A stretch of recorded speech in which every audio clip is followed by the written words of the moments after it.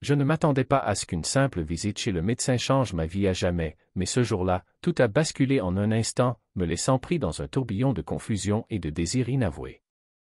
Un moment de contact interdit brisa ma détermination, nous poussant tous deux dans un territoire inexploré qui changea tout. Je n'aurais jamais pensé qu'une simple visite chez le médecin changerait ma vie.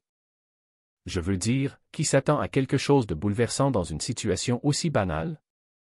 Et pourtant, me voilà assis dans la salle d'attente, en train de jouer avec mon téléphone, totalement inconscient que tout allait prendre un tournant inattendu. Le bourdonnement sur des lumières fluorescentes au-dessus de ma tête et les bruits étouffés des pages qui se tournaient dans des magazines usés rendaient la pièce particulièrement tendue. Mais c'est ça, les moments inattendus, ils se glissent sur vous quand vous vous y attendez le moins. Lorsque mon nom fut enfin appelé, je me levai en forçant un sourire nerveux à l'infirmière qui m'indiqua de la suivre. L'odeur stérile de l'antiseptique me frappa dès que je mis les pieds dans le couloir, une odeur qui me mettait toujours mal à l'aise. En marchant vers la salle d'examen, mon esprit tourbillonnait en essayant de me calmer. Ce n'était qu'un check-up, me répétais-je, rien d'inhabituel, rien de hors du commun. Le médecin m'attendait à l'intérieur, un homme grand dans la trentaine, au visage calme, ses cheveux noirs soigneusement coiffés. Il dégageait un professionnalisme qui, dans n'importe quelle autre situation, m'aurait mis totalement à l'aise, mais aujourd'hui, quelque chose semblait différent. Il me salua d'un sourire amical, mais il y avait quelque chose dans son regard, quelque chose qui fit accélérer mon cœur. Il m'indiqua de m'asseoir, et alors que je m'installais, je n'arrivais pas à me défaire du sentiment que ce n'était pas simplement une visite de routine. « Alors, qu'est-ce qui vous amène aujourd'hui » demanda-t-il, feuilletant mon dossier avec une facilité professionnelle. Je balbutiai quelque chose sur un malaise récent, mentionnant quelques symptômes vagues. En vérité, je n'étais même pas sûr de pourquoi j'étais là. Peut-être les nerfs, peut-être autre chose. De toute façon, je sentais que je perdais le contrôle de la situation. Il acquiesça, sans hésiter, et dit, « Faisons un rapide contrôle, si vous pouvez vous déshabiller jusqu'aux sous-vêtements, nous commencerons. » Son ton était professionnel, mais mon estomac se serra dès que j'entendis ces mots. Mes paumes se mirent à transpirer tandis que je me levais et tâtonnais avec les boutons de ma chemise, mon cœur battant la chamade dans ma poitrine.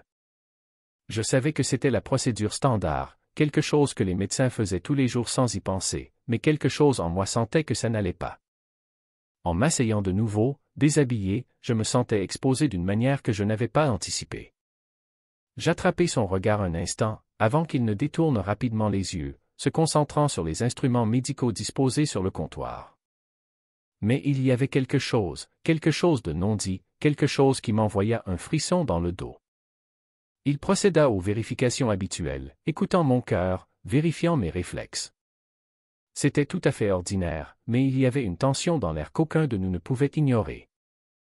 Et juste au moment où je pensais que tout était fini, que la gêne allait se dissiper, il toussa et dit, « Je dois vérifier autre chose, pourriez-vous vous lever, s'il vous plaît ?» Sa voix était calme, mais il y avait un tranchant maintenant, quelque chose que je n'arrivais pas à identifier.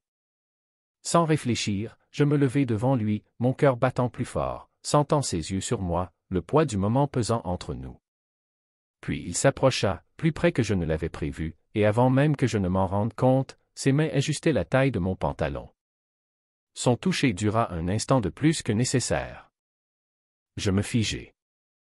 Tout en moi criait de reculer, de rire de la situation, de la rendre moins intense, mais je n'arrivais pas à bouger.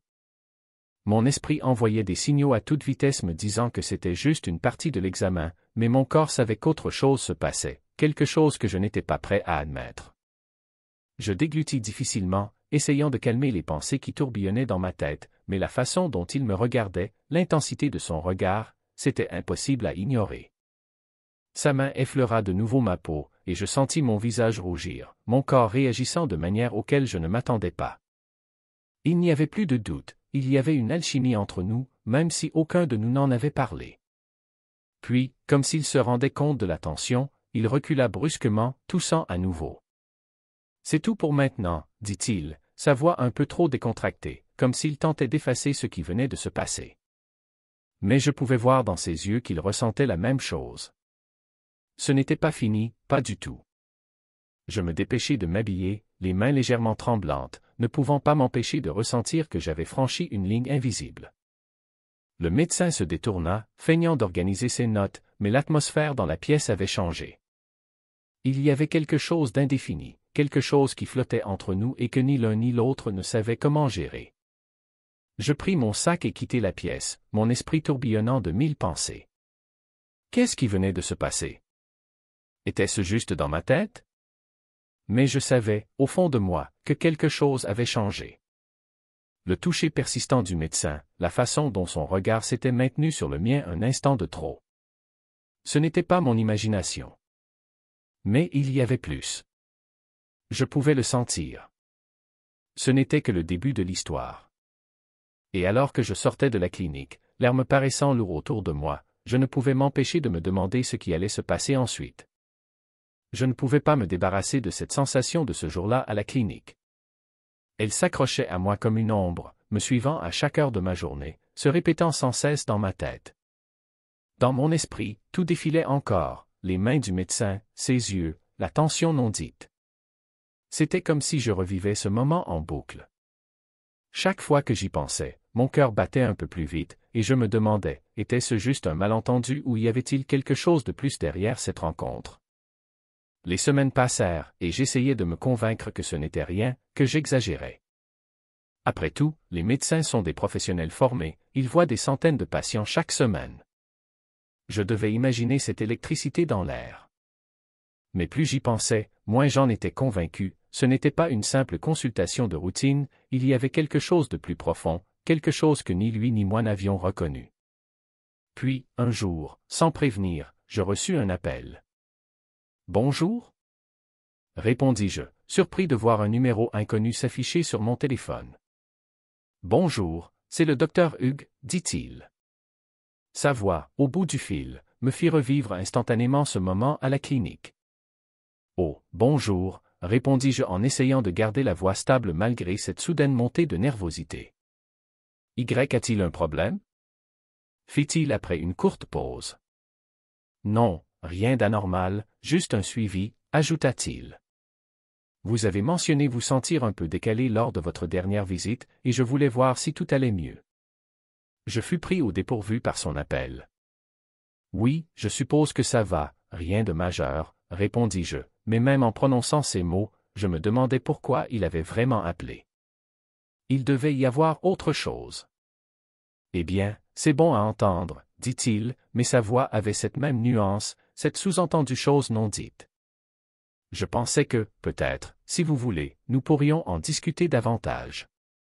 Parfois, il est utile d'échanger hors du cabinet, vous savez. Mon estomac fit un saut. Était-ce ce que je pensais? Ou étais-je en train d'analyser trop? Il n'y avait aucun doute sur la suggestion subtile dans son ton, mais je ne savais pas comment répondre. Hors du cabinet? Répétai-je, la voix un peu trop aiguë de surprise. Oui, répondit-il un peu trop vite. Ce n'est pas officiel ou quoi que ce soit, juste quelque chose de décontracté, peut-être autour d'un café. Je restai figé un instant, l'esprit en ébullition. C'était clairement franchir une limite, n'est-ce pas? Les médecins ne proposent pas simplement à leurs patients de prendre un café. Mais en même temps, je ne pouvais nier ce frisson qui me parcourait à cette idée.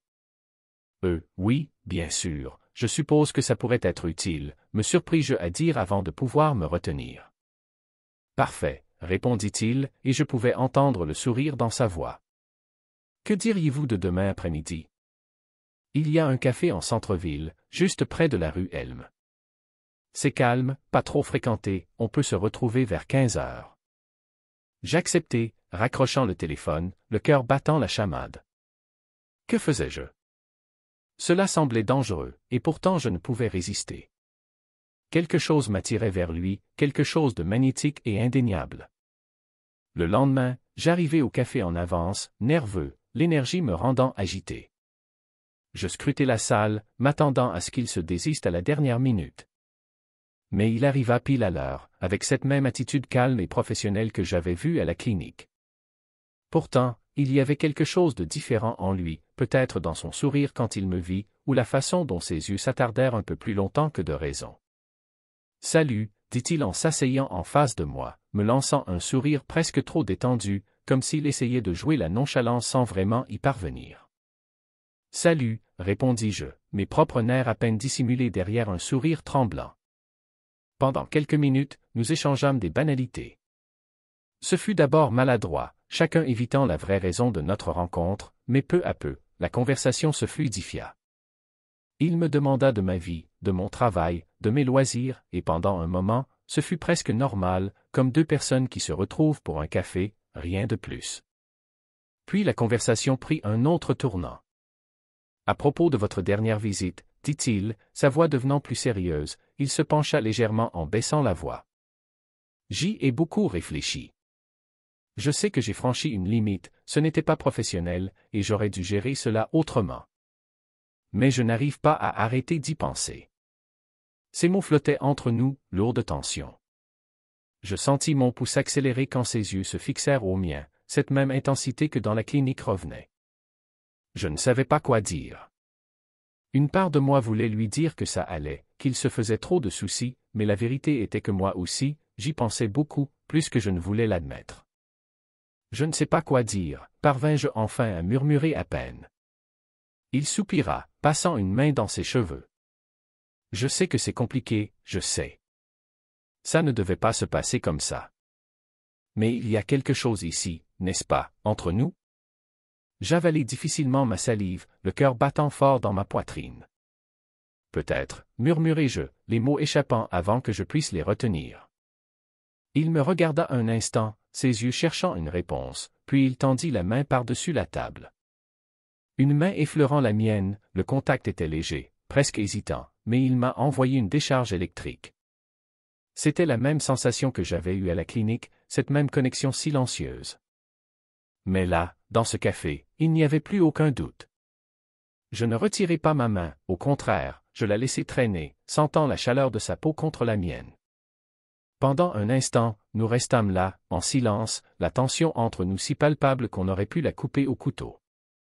C'était comme si le monde entier s'était rétréci à ce seul instant, comme si rien d'autre n'existait en dehors de ce café. Puis il parla, à nouveau, sa voix à peine plus qu'un murmure. « Je ne devrais pas faire ça, dit-il, les yeux pleins de conflit. Je suis ton médecin, c'est mal. » Je secouai la tête, ressentant un étrange mélange d'excitation et de peur tourbillonner en moi.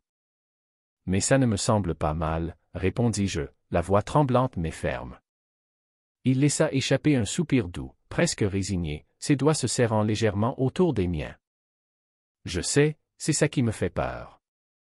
Nous restâmes là, ce qui sembla une éternité, le poids de la situation pesant lourdement sur nous deux.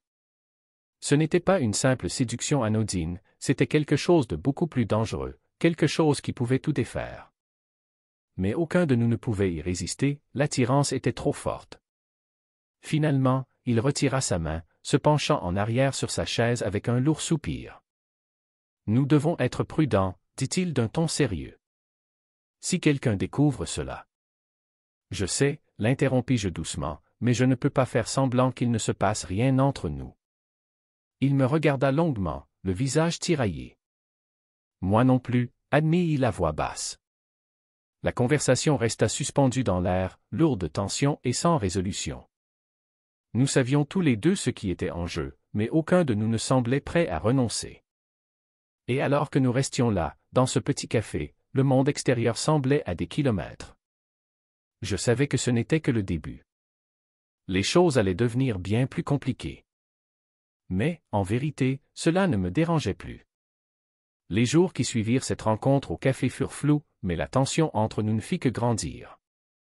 Aucun de nous ne mentionna ce qui s'était passé pendant notre conversation, en fait, nous ne parlâmes presque pas pendant une semaine.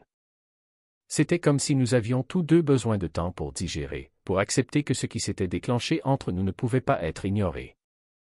Mais le silence n'apaisa en rien les pensées qui tourbillonnaient dans mon esprit. Au fond de moi, je savais que ce n'était pas fini. C'était un mercredi soir quand tout changea. Je venais de finir le travail lorsque mon téléphone vibra, un message apparaissant à l'écran.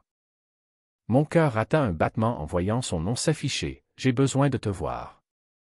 Pas de contexte, pas d'explication, seulement ces 4 mots. Mais c'était tout ce qu'il me fallait savoir, quelque chose avait changé. Je fixai le message un moment, le cœur battant à tout rompre, avant de finalement répondre. Sa réponse arriva presque immédiatement, « Chez moi ce soir. » Je savais ce que cela signifiait, et je connaissais les risques.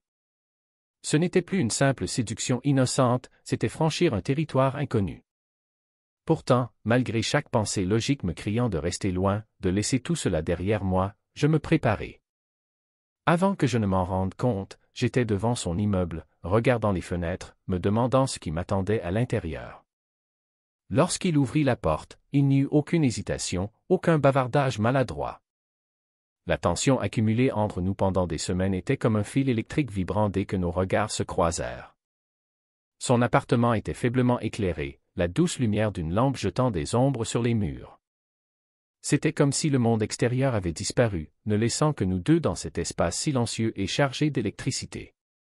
Aucun de nous ne parla alors qu'il s'écartait pour me laisser entrer. Je sentais ses yeux sur moi tandis que je passais, le cœur battant à chaque pas. La porte se referma derrière moi, et soudain l'air entre nous sembla encore plus lourd, chargé d'une compréhension silencieuse de ce qui allait se passer. « Je ne savais pas si tu viendrais, » dit-il enfin, la voix basse et rauque d'émotion. « Moi non plus, avouai-je, le pouls battant à mes oreilles, mais je suis là. » Il acquiesça, le regard intense, faisant un pas vers moi pour réduire la distance entre nous. Je sentis la chaleur de son corps, le poids de sa présence m'attirer. Il n'y avait plus de retour possible. Pendant un long instant, aucun de nous ne bougea, comme si nous attendions quelque chose, prisonniers de tout ce qui était resté non dit. Puis lentement, il tendit la main, ses doigts effleurant mon bras. C'était un contact si simple, mais qui envoya une vague de chaleur en moi. Avant que je ne m'en rende compte, nous étions debout à quelques centimètres l'un de l'autre, l'air chargé d'anticipation. « Je pense à toi, » murmura-t-il, sa voix à peine audible. Moi aussi, confessai-je, le souffle coupé. Puis, sans un mot de plus, il se pencha, ses lèvres effleurant les miennes avec une douceur infinie. Le baiser le plus timide. C'était comme si le monde autour de nous ralentissait et, pendant un instant, rien d'autre n'existait. Le baiser fut d'abord lent, hésitant, comme si nous testions tous les deux les os, mais il s'approfondit rapidement, à mesure que la tension entre nous atteignait son point de rupture. Ses mains glissèrent pour cajoler mon visage tandis qu'il m'embrassait, et je me surpris à fondre contre lui, le poids de chaque mot non dit, de chaque sentiment ignoré se déversant dans ce baiser. Ce n'était pas seulement une question de désir, mais de cette connexion qui s'était construite entre nous depuis le moment où j'avais franchi la porte de sa clinique. Le baiser devint plus profond, plus urgent, plus intense, et je me sentis submergé par sa force. Ses mains étaient maintenant posées sur ma taille, me tirant plus près, et je sentais la chaleur qu'il dégageait alors que nos corps se pressaient l'un contre l'autre. Mon esprit tournoyait, pris entre l'émotion débordante et la sensation physique d'être si proche de lui. Je ne savais pas comment nous étions arrivés sur le canapé, mais soudain, nous étions assis côte à côte, les jambes entremêlées, le baiser ne se rompant jamais. Sa main se posa à l'arrière de mon cou, ses doigts s'enroulant dans mes cheveux, et je frissonnai au contact. L'intensité du moment m'envahissait comme une vague, chaque effleurement de ses lèvres, chaque son doux qu'il émettait envoyait une décharge électrique en moi, me plongeant de plus en plus profondément dans l'instant. Nous nous éloignâmes un instant, tous deux essoufflés, nous regardant comme si nous ne pouvions pas croire que cela se passait vraiment. Ses yeux étaient sombres d'émotion, et j'y vis le même conflit que j'avais ressenti tant de fois, mais il y avait aussi autre chose, une chose indéniable. « Je ne peux pas m'arrêter, » murmura-t-il d'une voix rauque. « Moi non plus, » répondis-je, et cela suffit. Il m'embrassa de nouveau, plus urgemment cette fois, et je répondis avec la même intensité, le même besoin. C'était comme si un barrage avait cédé, et toute la tension accumulée entre nous ces dernières semaines se déversait en un flot. Je sentais ses mains sur moi, me rapprochant, et je me laissais emporter par le moment, par les sensations, par la chaleur de tout cela. Le monde extérieur n'avait plus d'importance, il n'y avait plus que nous, dans cet appartement, à cet instant, où rien d'autre n'existait. Les barrières qui semblaient si claires auparavant s'étaient dissoutes, et tout ce que je pouvais ressentir maintenant, c'était la proximité entre nous, cette connexion qui mijotait sous la surface depuis si longtemps, enfin révélée. Il rompit de nouveau le baiser, sa respiration était haletante, et je voyais le conflit dans ses yeux. « C'est compliqué, » murmura-t-il presque pour lui-même, mais ses mains ne cessèrent jamais de bouger, ne cessèrent jamais de me tenir proche.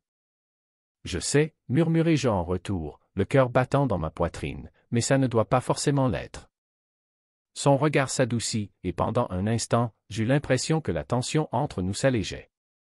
Mais ensuite, comme s'il prenait conscience du poids du moment, il m'embrassa de nouveau, plus fort, plus déterminé.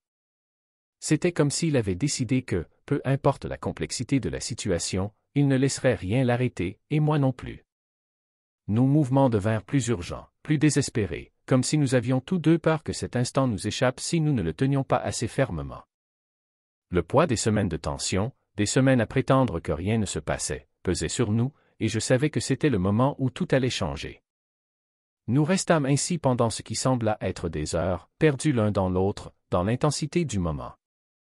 Chaque toucher, chaque baiser était une libération, comme si nous nous autorisions enfin à ressentir ce que nous avions nié si longtemps. C'était écrasant, et pourtant tellement juste, comme si c'était exactement là où nous devions être. À un moment donné, nous nous éloignâmes, essoufflés tous les deux, les yeux grands ouverts, le poids de ce qui venait de se passer s'installant entre nous. Il me regarda, son expression douce mais pleine d'émotion, et je sus que, quoi qu'il arrive ensuite, nous ne pourrions pas revenir en arrière. Ça change tout, dit-il doucement, presque comme s'il se parlait à lui-même. Oui, acquiesçai-je d'une voix à peine plus haute qu'un murmure, ça change tout. Nous restâmes silencieux un moment, tous deux en train d'assimiler ce qui venait d'arriver, sachant que c'était le début de quelque chose que nous ne pouvions ignorer. Quoi qu'il arrive, cela allait être compliqué, mais à cet instant, ça n'avait pas d'importance. Tout ce qui comptait, c'était nous. Après cette nuit-là, rien ne fut plus jamais pareil. Le changement entre nous était indéniable, et il n'y avait plus de prétendre que nous pouvions revenir en arrière. Je n'étais même pas sûr d'en avoir envie, mais cela n'empêcha pas les questions de tourbillonner dans ma tête, les « et si », les doutes, ce sentiment d'inquiétude qui s'insinuait pendant les moments de calme. Nous avions franchi une ligne, et même si nous avions essayé de repousser les complications, elles étaient là, planant au-dessus de nous. Comme une ombre que nous ne pouvions ignorer, les jours passaient et les messages entre nous devenaient de plus en plus fréquents. C'était comme si nous avions débloqué quelque chose que nous ne savions pas contrôler. Chaque fois que mon téléphone vibrait, mon cœur bondissait dans ma poitrine, et je me surprenais à attendre avec impatience notre prochaine rencontre. Mais derrière cette excitation, il y avait autre chose, une tension que nous ne pouvions pas dissiper. Aucun de nous ne parlait de ce qui allait arriver, ni de ce que cela devenait. C'était comme si nous avions tous les deux trop peur d'affronter la réalité. Puis, un soir, il m'a invité à nouveau. Cette fois, ce n'était plus avec la même urgence ni le même besoin qu'avant. C'était différent, plus calme, presque hésitant. Je sentais que quelque chose le pesait, mais je n'ai rien demandé, peut-être parce que j'avais peur de la réponse. Quand je suis arrivé chez lui, j'ai ressenti un changement dans l'air. Il m'a accueilli avec un sourire chaleureux, mais il y avait une distance dans ses yeux, une distance qui n'était pas là auparavant. Nous nous sommes assis ensemble sur le canapé, au même endroit où tout avait commencé, mais l'atmosphère était différente, plus silencieuse, plus lourde. Je sentais les mots non dits flotter entre nous, mais aucun de nous ne savait par où commencer. Nous avons parlé un moment du travail, de la vie, de tout sauf de ce qui occupait vraiment nos esprits. Plus le temps passait, plus la tension montait, jusqu'à ce que je ne puisse plus la supporter. Que faisons-nous? Ai-je demandé, ma voix brisant le silence qui régnait dans la pièce. Il n'a pas répondu tout de suite. Il a baissé les yeux vers ses mains, ses doigts s'agitant légèrement comme s'il cherchait ses mots. Je ne sais pas, a-t-il admis, la voix basse. Je me pose la même question. Voilà la vérité que nous avions tous deux évitée, enfin exposée au grand jour. Mon cœur battait la chamade alors que j'attendais qu'il continue, incertain de ce qu'il allait dire. Ce n'est pas ce à quoi je m'attendais, dit-il enfin, croisant mon regard. Je n'avais pas prévu que cela arrive, et maintenant que c'est le cas, je ne sais pas comment gérer. Je ne sais pas ce que cela doit être. Ces mots m'ont frappé comme une vague déferlante, avec une force à laquelle je n'étais pas préparé. J'avais été tellement pris par l'intensité de ce qui se passait entre nous, par l'excitation du moment, que je n'avais pas réfléchi à la portée réelle des choses. Qu'est-ce que c'était? Un simple instant ou quelque chose de plus? Je ne sais pas non plus, ai-je répondu doucement. Le silence a de nouveau rempli la pièce, et j'ai senti le poids de ses paroles m'envelopper. Ce n'était plus seulement une histoire entre nous deux. Il y avait des conséquences, des risques, des choses auxquelles nous n'avions pas pensé quand nous avions cédé à cette connexion. Et maintenant, nous étions au bord de quelque chose d'incertain, quelque chose qui pouvait soit nous rapprocher, soit nous déchirer. J'y ai beaucoup réfléchi, dit-il après une longue pause, la voix plus basse, comme s'il se parlait plus à lui-même qu'à moi. Sur ce que cela pourrait signifier pour toi, pour moi, pour tout. Ma poitrine se serra en l'écoutant, mon esprit courant à toute allure, imaginant toutes les directions que cette conversation pouvait prendre. J'avais su dès le début que cela ne serait pas facile, mais l'entendre exprimer ces doutes que j'avais hanté de refouler rendait tout tellement plus réel. « Je ne veux pas te blesser, continua-t-il, ses yeux remplis d'un mélange d'inquiétude et de quelque chose de plus profond, une émotion que je ne pouvais pas identifier. Et je ne veux pas compliquer les choses davantage, mais je ne peux pas nier ce que je ressens. » La vulnérabilité dans sa voix me prit au dépourvu, et pendant un instant, je ne sus pas quoi répondre. J'avais attendu de la hésitation, peut-être du regret, mais l'entendre parler aussi ouvertement de ses sentiments me laissa sans voix. « Mais ce n'est pas simple, nous le savons tous les deux, dis-je enfin, la voix à peine audible. Il soupira, s'appuyant contre le canapé, l'expression troublée. « Non, ce n'est pas simple, et je ne sais pas comment le rendre simple. Peu importe combien j'essaie de me convaincre que c'est trop compliqué, je ne peux pas lâcher ce que nous avons. » Ces mots résonnèrent dans mon esprit, et je ressentis une vague d'émotion monter en moi. Je ne m'attendais pas à cela, pas à ce qu'il soit aussi ouvert sur ces sentiments que nous avions tous deux essayé de repousser. Mais maintenant qu'ils étaient là, exposés, il n'y avait plus de retour en arrière possible. Aucun de nous n'avait la réponse, et pourtant, aucun de nous ne voulait partir. C'était une sensation étrange, d'être pris entre la certitude de notre connexion et l'incertitude de ce que l'avenir nous réservait. Mais en le regardant, voyant ses yeux s'adoucir lorsqu'il croisait les miens, je sus que quoi qu'il arrive, nous avions déjà franchi le point de non-retour. Enfin, il brisa le silence. Je ne veux pas précipiter les choses. Je ne veux pas prendre des décisions que nous regretterions plus tard. Voyons où cela nous mène. Ce n'était pas une solution parfaite, mais c'était un début. Quelque chose, et à cet instant, cela suffisait. Nous ne cherchions pas à tout comprendre d'un coup, nous essayions simplement de traverser l'incertitude ensemble, pas à pas. « D'accord, » dis-je doucement, la tension dans ma poitrine s'allégeant un peu. « On y va doucement. » Il sourit, un sourire sincère, soulagé, et pour la première fois cette nuit-là, je ressentis un calme m'envahir. Les choses restaient difficiles, incertaines, mais au moins, nous ne faisions pas face à cela seuls. Nous étions ensemble dans cette épreuve, quoi que cela soit. Au fil de la nuit, nous parlâmes de tout et de rien, de la vie, du travail, de tous ces petits détails qui faisaient ce que nous étions. C'était comme si le poids des dernières semaines s'était levé, remplacé par une compréhension silencieuse, nous n'avions pas besoin d'avoir toutes les réponses maintenant. Il suffisait d'avancer un jour à la fois, et pour la première fois, cela me semblait suffisant. Voici un conseil pour vous, après avoir écouté cette histoire. Dans la vie, il est normal de se sentir parfois perdu face à l'incertitude et aux défis. Mais il ne faut pas oublier que l'essentiel n'est pas de tout comprendre ou de tout résoudre immédiatement. Parfois, avancer pas à pas, jour après jour, en acceptant ce que l'on ne peut pas contrôler, est déjà un grand progrès. Apprenez à accueillir ces moments de doute avec douceur et patience. Ne soyez pas trop dur avec vous-même si vous n'avez pas toutes les réponses. Ce qui compte vraiment, c'est d'être présent, de partager vos émotions et de savoir que vous n'êtes pas seul dans votre parcours. Enfin, rappelez-vous que le soutien mutuel, la compréhension et la confiance sont les clés pour traverser les périodes difficiles.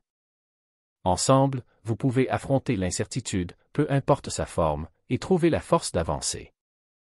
Alors, prenez votre temps, respirez profondément, et avancez sereinement.